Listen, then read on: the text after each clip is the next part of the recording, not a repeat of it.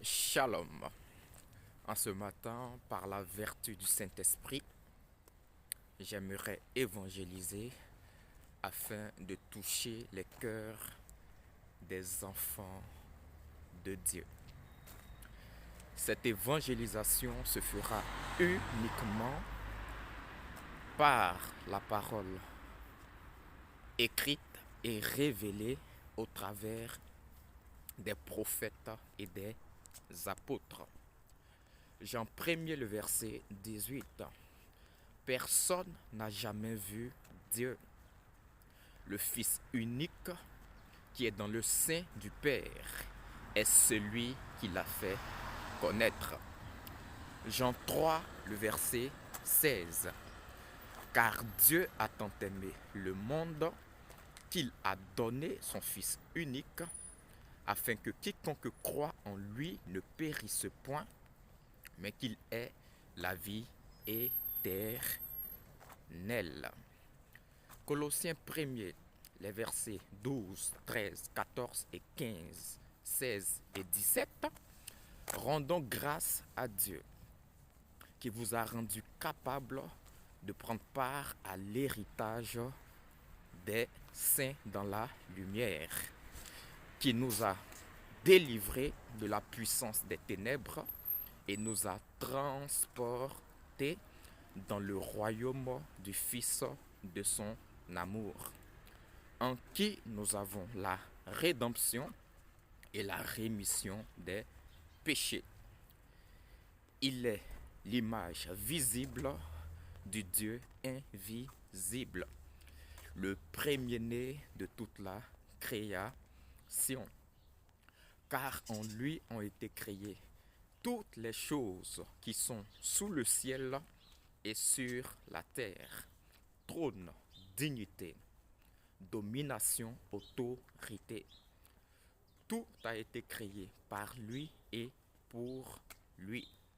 Il est avant toute chose et toute chose subsiste en lui. Psaume 42, le verset 5. Pourquoi t'as battu mon âme et gémis-tu au-dedans de moi? Espère en Dieu, car je le louerai encore. Il est mon salut et mon Dieu. Ésaïe 43, le verset 11. C'est moi qui suis l'Éternel, et hors moi, il n'y a point de salut. Acte 4, le verset 12. Il n'y a de salut en aucun autre, car il n'y a sous le ciel aucun autre nom qui a été donné parmi les hommes par lequel nous devions être sauvés. Hébreux 8, le verset 25. C'est aussi pour cela qu'il peut sauver parfaitement ceux qui s'approchent de Dieu par lui, étant toujours vivants pour intercéder en leur faveur. Jean 8, le verset 36, et je chute. Si donc le Fils vous a franchi, vous serez réellement libre. Jésus s'est donné comme une rançon, car la rançon était le prix que la mort exigeait afin de libérer la création adamique des liens de la mort.